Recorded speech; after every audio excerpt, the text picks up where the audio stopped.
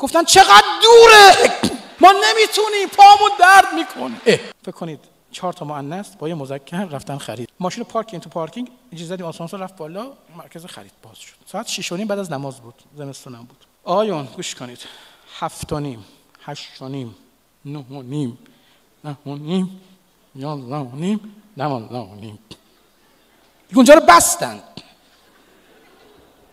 راه میرفتن خرید میکردن خوشحال.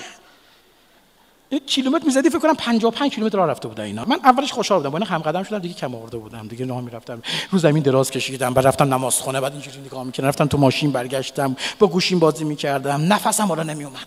اینا داشتن باز خرید، 4 تاشون هم عین هم خسته نمیشن، از 4 سال تا 40 سال همه خوشحال. خدا چه جوریه این؟ خدا چی آفریدی تو؟ خدا چی آفریدی؟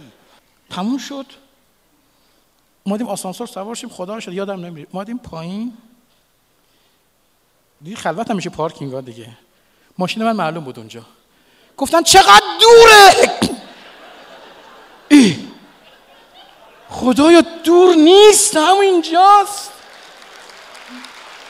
ما نمیتونیم، پامون درد میکنه. شما 6 ساعت راه رفتید درد نگرفت پاهاتون، این 30 ثانیه است. برو ماشین رو بیار.